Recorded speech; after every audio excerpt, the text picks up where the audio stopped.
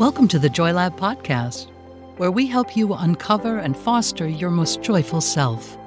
Your hosts, Dr. Henry Emmons and Dr. Amy Prasek, bring you the ideal mix of soulful and scientifically sound tools to spark your joy, even when it feels dark. When you're ready to experiment with more joy, combine this podcast with the full Joy Lab program over at joylab.coach. Welcome to Joy Lab. I'm Amy, here to introduce this next lesson of our pod course. So we are in the mind and heart section, and we wanted to pop in one of our earlier episodes on gratitude. So we focus on our elements of joy here at the podcast. And amidst this pod course, this is just the perfect complement. And that's because there's just so much research on gratitude to say that it is ridiculously helpful for supporting mood. It is so effective. This is also a really nice concept to hold on to, gratitude, as we work with our mind and heart, opening up our mind and heart to the goodness around us and the goodness within us. So enjoy this episode. So the element for this episode is gratitude. Gratitude appears in all the major religions throughout human history. And now it's sort of moved into conversations about mental health and wellness. And it's also being recognized by psychology as one of the most helpful emotions. Amy, I love the idea of gratitude. I really do. I mean, who doesn't, right? But when we are told over and over that something is good for us, some of us might start to feel just a little resistant. It's kind of like saying, eat your vegetables, which I also believe in, by the way. But sometimes it seems like there's just a hint that it's a moral obligation, that you should feel grateful for anything good that you've received.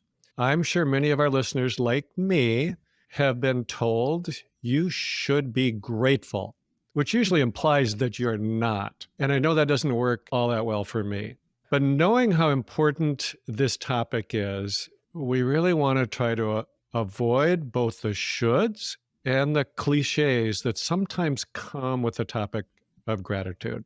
So we hope to say something fresh, realistic, and authentic about it. So we thought it might be good to start with the scientific conclusions about gratitude because they're really quite robust. So Amy, would you tell us, without any sense of moral obligation, why should we feel grateful? Yeah, the research on gratitude is pretty clear that it is ridiculously good for you. It's so good, in fact, that folks kind of get carried away with it, I think, and sort of claim it to be a cure-all, which it certainly isn't, but it actually may be sort of as close as you can get, much like our other elements of joy, I'd say. So I'll first just give a list of the research highlights. I think it's kind of cool to see the list or hear the list. So gratitude is associated with better relationships, better physical health, less perceived physical pain. It's associated with more happiness and less depression. People who rank higher on gratitude scales are also less likely to retaliate against others. That's very interesting. They're more empathetic and sympathetic.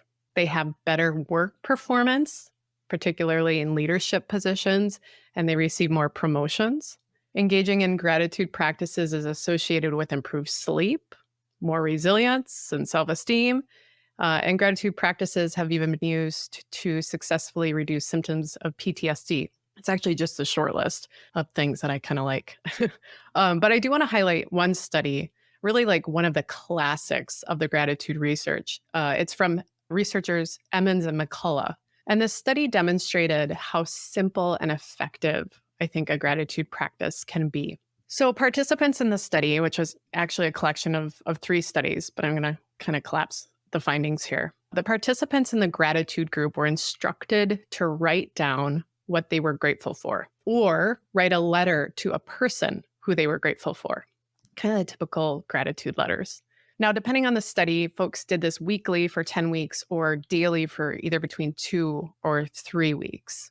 And there were also 2 control groups for these studies, and they were either recording neutral events or hassles they experienced either that week or that day. So here are the weekly benefits.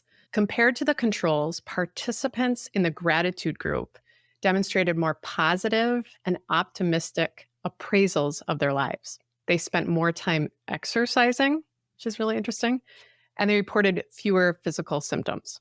Daily benefits were even more enhanced. So participants in the gratitude groups with this daily reporting had greater levels of positive affect, which is essentially the experience and expression of positive emotions. They reported more sleep and better sleep quality. They also demonstrated greater optimism and a sense of connectedness to others. Reductions in negative affect were also found for the group who reported daily gratitudes over a 3-week period. So I think those are actually very meaningful results for just like 10 to 21 quick practice sessions for those gratitude participants. And that's like just a small sliver again of this research. It is powerful stuff. Well, I should probably be clear that the researcher Amy mentioned in this study is Robert Emmons. It's not Henry Emmons. It's not you. And yeah, he's not related to me as far as I know. But he is one of today's most prominent researchers on gratitude. And he also authored a popular book that's called Thanks: How Practicing Gratitude Can Make You Happier. Now, he notes that gratitude is more than the virtue of being grateful. It's an emotion, which surprisingly has not been recognized until fairly recently. And it's one of the most positive and helpful emotions at that. Not only does it help the person who feels grateful, but it also helps others by creating what researchers call a specific action tendency, which means that when you feel grateful, it's more likely that you'll do something good for someone else in the future. In other words, feeling grateful encourages you to pay it forward. But as he points out, there are different levels of gratitude, ranging from what he calls a vague attitude or intense emotion to a daily habit. And he says that regular grateful thinking, meaning that it's become a habit, can increase happiness by as much as 25%. I love thinking of gratitude as just like a regular old habit that then encourages us, that motivates us to pay it forward. So there's something else that Emmons, Robert, not Henry, notes about the practice of gratitude that really spoke to me as well as we were doing some research for this. He says gratitude includes 2 essential parts. The first is that we affirm the good things we've received. And he notes this as what's called conditional gratitude. And the second aspect is that we acknowledge the role other people play in providing our lives with goodness. And he notes that's called relational gratitude and that it's the most potent aspect of the 2. So I had a huge wake-up call with gratitude recently that I want to share, like a real moment. And it was actually in part because I really sat with these 2 aspects that Emmons notes, these conditional and relational aspects of gratitude. So here's what happened. When Henry and I were planning our month of gratitude here for the podcast and for the Joy Lab program, all that I could think about were really 2 things. It's like all the research studies I'd read in the past and loved in the gratitude field because I love reading research. And then the second thing that dominated my thoughts was that stuff that drives me nuts, that gets hitched to gratitude. Things like toxic positivity and really like ideas around rugged individualism. So these things are just cycling through my brain and I couldn't shake them. So I was like, okay, Amy, anchor back into your own gratitude practices, right? I mean, gratitude is on my mind quite a bit. I'm constantly getting annoyed with other people's lack of gratitude. So I tried to anchor back to my own practice and it was like just crickets and discomfort. And that's when I realized I am okay at what Emmons describes as conditional gratitude, right? I affirm the gifts that I see around me. I'm so lucky compared to so-and-so, right? That sort of usual thinking. I give those things a quick nod daily, like the quickest of nods, definitely like a multitasking nod. But that second aspect of gratitude, that relational aspect, I am not very good at that.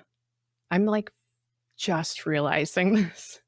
And of course, It's really like all of our other elements. We're wired for these things, but moving those signals into action, it takes modeling and it takes practice. So I think this obstacle might be kind of common. More specifically, it can be easy to stay in a cycle of sort of blunt social comparisons that are really misinterpreted for gratitude. Thank God I have more than that person over there, and geez, that person over there has so much and has no gratitude, right? You can kind of see all the social media posts, both on your social feed and just in our heads. And as I do this nodding and judging, I'm never really practicing gratitude, even though it's on my mind. So there's a lot of stuff, sort of interesting stuff to dig into there with the research as well. Primarily the idea that acknowledging the benefactor, as it's often called in the research, which is, the giver, the real person or people involved in the gift or goodness in our life, is really the essential part. It's the most potent aspect of gratitude, as Emmons notes. I'm reminding myself here, right? And it's not just this casual acknowledgement. It's this purposeful savoring, I think, and noticing and appreciating of that person. And I think that's the quality that also really leads to what you noted earlier, Henry, as those specific action tendencies, the likelihood of actually then doing something good beyond yourself, actually paying it forward. So that was my big aha moment of late. Don't you love those aha moments? No, So it I was think terribly uncomfortable, Henry. I'm just kidding. Yes, it was good. Well, I think what you're saying relates to a broader view on this topic that I find really helpful. And here it is in a nutshell. There is a difference between gratitude, which is a momentary feeling that we hopefully get in response to something good coming our way, and then gratefulness, which is more about how you live. So it's kind of similar to how we think at Joy Lab about the difference between happiness, which is more of a feeling, and joy, which is more of a way of life. So I recently came across a book called Wake Up Grateful by Christy Nelson. She's been a long-term mindfulness teacher, and she studied gratefulness with a really prominent theologian and writer named Brother David Steindl-Rast. And this is really based on his work that she outlines these 5 guiding principles for making gratefulness into a way of life. And we thought it'd be good for us to briefly share these with you. So the first principle is life is a gift. Now, the idea here, as I understand it, is that we might start with the experience of feeling grateful for the good things that occasionally come into our lives. And we've noted that that's good for us to do. But we can raise that to the level where being grateful becomes your default mode, where it's just the way that you look at things and the way that you experience life. Because, in fact, life is good. It's always good to be alive, even if it doesn't feel so good at the moment. I remember hearing Jon Kabat-Zinn, the teacher and researcher who developed mindfulness-based stress reduction. I remember him saying something like this: as long as you're still breathing, there is more right with you than wrong with you. And then right up until the moment when you take your last breath, it is still possible for you to become more present and drop some of that mental chatter that makes you so unhappy. So simply being alive, we always have the choice to direct our perception. So we can see what's wrong, or we can see what's not wrong. And no matter what we do with it, life never stops giving us new opportunities, new choices. We are always receiving. Maybe, just maybe, we could learn to meet more of those moments with even the possibility of gratitude. I love that. We are always receiving. And just that breath as a gift, that feels really true right now. Okay, I feel like I can handle principles 2 and 3 as they're less relational. So I'll tackle these, Henry. So the second one is everything is a surprise. So we've already done some podcasts on awe and curiosity. And if you've caught those, you'll know that these are those elements that allow us to be surprised, to stay open to wonder, and they save us from living on autopilot. It sort of invites that space of beginner's mind that we sometimes talk about, which can help us break out of our habitual ways of responding to things. For example, engaging in unhelpful social comparisons instead of gratitude, as I've discovered. But instead, it allows us to see whatever happens when one of those opportunities that you just mentioned, Henry, comes along. Opening up to this idea of everything is a surprise gives us an opportunity to discover something new, to act in a new way, or to just appreciate something more fully, to savor it. I love what Maya Angelou says, "This is a wonderful day. I've never seen this one before." And the third principle is the ordinary is extraordinary. So I like this quote from Sarah Bonbronek. How many of us go through our days parched and empty, thirsting after happiness, when we're really standing knee deep in the river of abundance? So I've realized more recently that it's my sort of inattentive nods of autopilot appreciation that I'm thinking of these things as ordinary, but they're not. It's really just what I've learned to take for granted. And if you can relate, we're then in a position where we can no longer see those things for what they are. And Christine Nelson suggests that if we can learn to take nothing for granted and just like one thing at a time, we've just created a direct pathway to abundance. So if we can savor the ordinary, but good things that we already have, then we've got a shortcut to joy. I think we could all use some shortcuts to joy. Yeah, I was just thinking, I love shortcuts. This is great. So the fourth principle is appreciation is generative. Now that's a term that doesn't automatically make sense to me. So here's a quote from the book. Appreciate is an active verb and calls for active engagement. I think this means that we don't have to passively wait to receive the occasional good things that come our way. We can actively engage life by choosing where we put our attention. There's a term known as appreciative attention, which means that we actually look actively for things in our lives that we already appreciate. We just endeavor to see them. And then by choosing to give them more of our attention, they are likely to grow. So for example, let's just say you have an old friendship that has kind of dwindled over time. If you can remember and appreciate that friendship, the chances are you'll start to tend to it again. And when you do that, it has a much better chance to flourish. So this challenges us a little bit to actually walk our talk and live more according to what we value, because what we value is what is more likely to thrive. And then finally, the fifth principle is love is transformative. We couldn't agree more, which is why we devoted a whole podcast to learning to love well. So please check it out. We think it is very much in line with these guiding principles for grateful living. The tagline for Hair Club for Men is just like running through my brain right now. I'm not only the Hair Club president, but I'm also a client. That's how I feel about Joy Lab, particularly for this month. But these elements are simple in so many ways, right? We're wired for them. We talk about that a lot. We know them intuitively, but they're not so easy to practice sometimes. And some of them are super tricky, right? Gratitude totally tricked me. But at the same time, I want to acknowledge the nugget of truth that gets me annoyed with gratitude because I just can't shake it.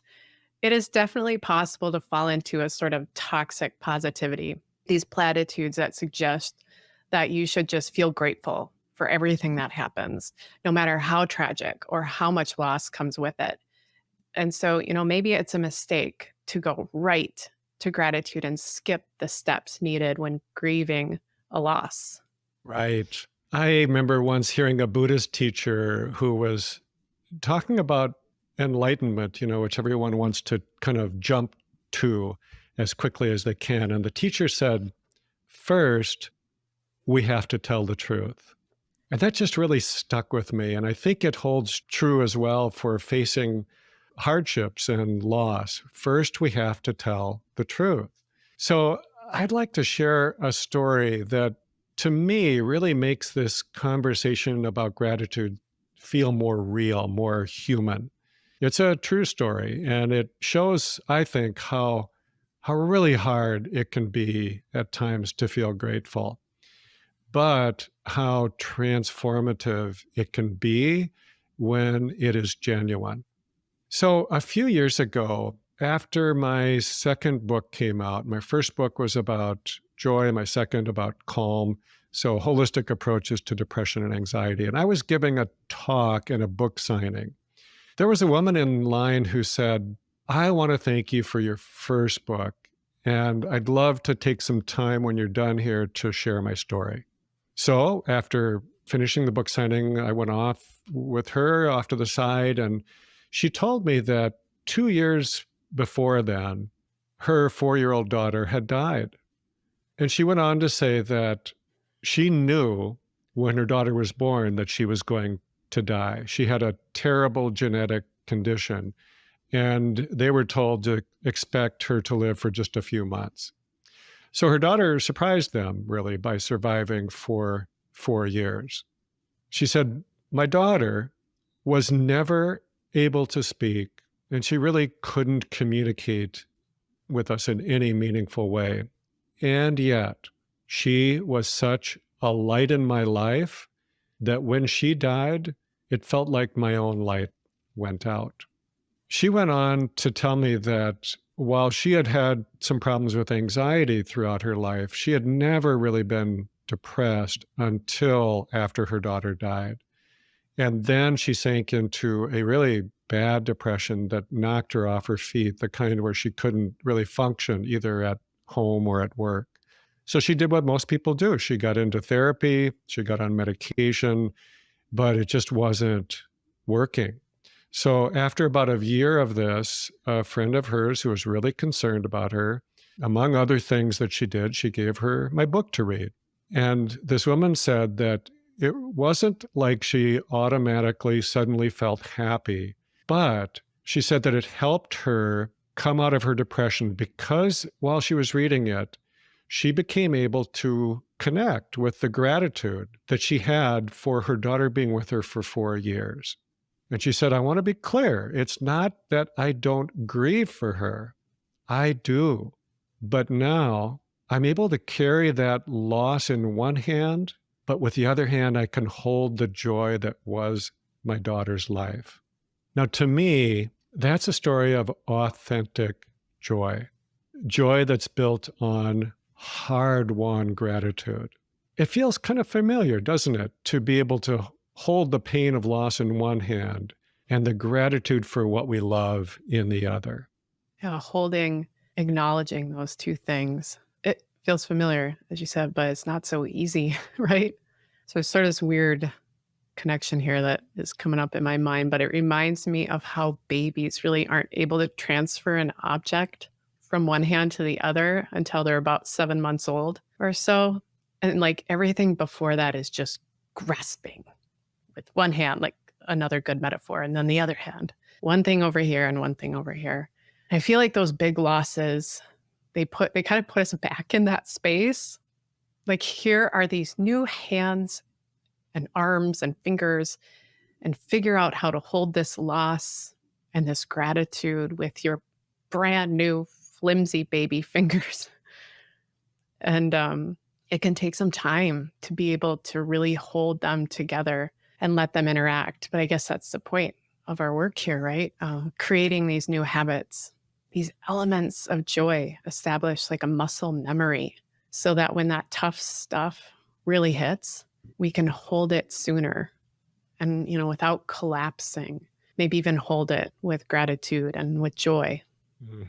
So we'd like to close with a few lines by the author Zadie Smith. This is from an essay that she published in the New York Review of Books that is simply called Joy. And it also feels really authentic to me. She says, "Joy is such a human madness. She's talking about how terribly painful it can be to lose something, someone like a child that you love so much. And here's another quote. She says, "It hurts just as much as it is worth. It hurts just as much as it is worth." What an arrangement. Why would anyone accept such a crazy deal? And yet, she wonders, if it hadn't happened at all, at least once, how would we live? So I think that sometimes we hold ourselves back from feeling the full extent of our appreciation for the people and the things that we care about most. It leaves us vulnerable because we know how fleeting it all is. And yet, if we don't let ourselves feel the depth of our gratitude at least once in a while, how would we live? Thank you so much for listening. We hope you'll also join us in the Joy Lab program, where we build on elements like gratitude to learn how to live and how to make it a more joyful life. Thank you for listening to the Joy Lab podcast. If you enjoyed today's show, visit joylab.coach to learn more about the full Joy Lab program. Be sure to rate and review us wherever you listen to your favorite podcasts. Please remember that this content is for informational and educational purposes only. It is not intended to provide medical advice and is not a replacement for advice and treatment from a medical professional. Please consult your doctor or other qualified health professional before beginning any diet change, supplement, or lifestyle program. Please see our terms for more information.